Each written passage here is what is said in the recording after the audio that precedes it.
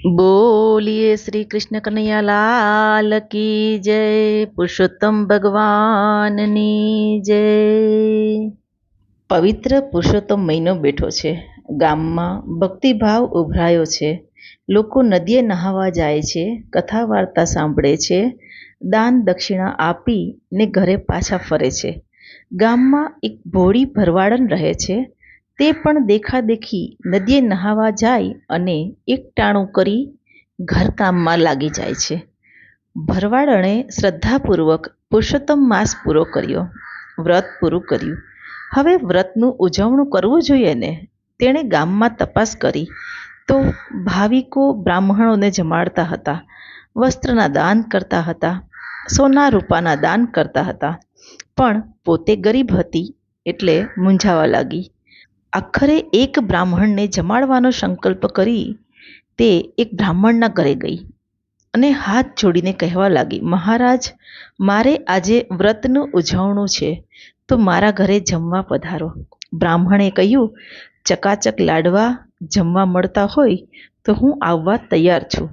ભરવાડણ બોલી, મહારાજ, લાડુ બનાવવાનું તો મારું ગજું નથી, મારે ત્યાં તો ઘેંસ ને છાસનું સાદું ભોજન છે। બ્રાહ્મણે ના પાડી। ભરવાડણ નિરાશ થઈને બીજા બ્રાહ્મણને નોતરું આપવા ગઈ, પણ ઘેંસ છાસનું ભોજન મળશે એવું જાણીને બ્રાહ્મણે પણ તે નોતરાનો અસ્વીકાર કર્યો। ગામમાં કોઈ બ્રાહ્મણે હા પાડી નહીં એટલે ભરવાડણ મનમાં દુઃખી થતી પાછી ફરતી હતી ત્યાં એક બટુક બ્રાહ્મણ સામો મળ્યો। ભરવાડણે તેને પૂછ્યું, મહારાજ, આજે મારે વ્રતનું ઉજવણું કરવાનું છે અને તેમાં એક ભૂદેવને જમાડવા મેં સંકલ્પ કર્યો છે, પણ દુઃખની વાત એ છે કે કોઈ બ્રાહ્મણ મારું નોતરું સ્વીકારતો નથી। આ બટુક બ્રાહ્મણ તે પુરુષોત્તમ પ્રભુ હતા। તે પરમ ભક્ત ભોળી ભરવાડની વહારે દોડી આવ્યા હતા। તેઓ ભરવાડને કહેવા લાગ્યા, બાઈ, લાડવા જમવા મળતા હોય તો કોઈ બ્રાહ્મણ ના પાડે નહીં। ભરવાડન કહે, વાત ખરી છે, મારે ત્યાં ઘેંસ ને છાસનું ભોજન છે એટલે બધા જમવા આવવાની ના પાડે છે। આપ જો જમવા પધારો તો મોટી કૃપા કહેવાશે। બટુક બ્રાહ્મણે ઘેંસ ને છાસનું ભોજન લેવાનો સ્વીકાર કર્યો અને તે ભરવાડન સાથે તેના ઘરે ગયા। ભરવાડણે રાંધવાની તૈયારી કરવા માંડી એટલે બટુક બ્રાહ્મણે કહ્યું, બાઈ, અમો બ્રહ્મચારી બીજાના હાથની રસોઈ જમીને નહીં, માટે મને સીધું આપો, હું જાતે રાંધીને જમી લઈશ। જલ્દી સીધું આપ, મને બહુ ભૂખ લાગી છે। ભરવાડણે બધી સામગ્રી બટુક બ્રાહ્મણ આગળ મૂકી। આ તો પુરુષોત્તમ ભગવાન હતા।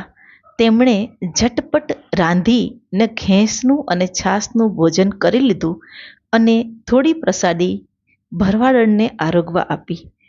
થોડી વારે બટુક બ્રાહ્મણ જવા માટે ઉઠ્યા ને ભરવાડને કહેવા લાગ્યા, બાઈ, તમે થોડે સુધી મને મૂકવા આવો।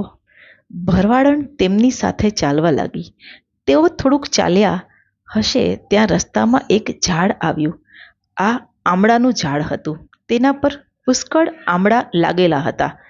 બટુક બ્રાહ્મણ તો આમળા તોડવા સડસડાટ ઝાડ પર ચડી ગયો અને એક પછી એક ડાળીઓ હલાવવા માંડી એટલે આમળા ટપોટપ નીચે પડવા લાગ્યા। પછી બટુક બ્રાહ્મણ આમળા ખાતા ઉતર્યા અને બોલ્યા, બાઈ, આ બધા આમળા લુગડામાં બાંધી અને ઘરે લઈ જાઓ, તે તમને ખૂબ જ કામ આવશે। હવે હું મારા રસ્તે જાઉં છું। આટલું કહેતામાં જ પુરુષોત્તમ પ્રભુ અંતર ધ્યાન થઈ ગયા। ભરવાડણ આંખો ચોળી અને જોવા લાગી કે બટુકજી આટલી વારમાં ક્યાં ગયા, પણ પ્રભુની લીલાનો કોઈ પાર પામી શક્યું છે? એ તો આમળાની ગાંસડી માથે ચડાવી અને ઘરે ગઈ જમવા માટે ઘેંસ અને છાશ ખાવા જાય છે તો ઢાંકેલા વાસણમાં વિધવિધ જાતના પકવાન પડેલા હતા। એવામાં એની નજર આમળાની ગાંસડી પર પડી। તેમાં ઝગમગાટ થતો હતો એટલે તેણે જઈ અને ગાંસડી ખોલી તો તેમાં આમળા નહીં પણ હીરા મોતી હતા। આ બધો ચમત્કાર જોઈ ભરવાડણ સમજી કે મુજ રાંકને ઘેર પુરુષોત્તમ પધાર્યા, પણ હું ભોળી તેમને ઓળખી ન શકી.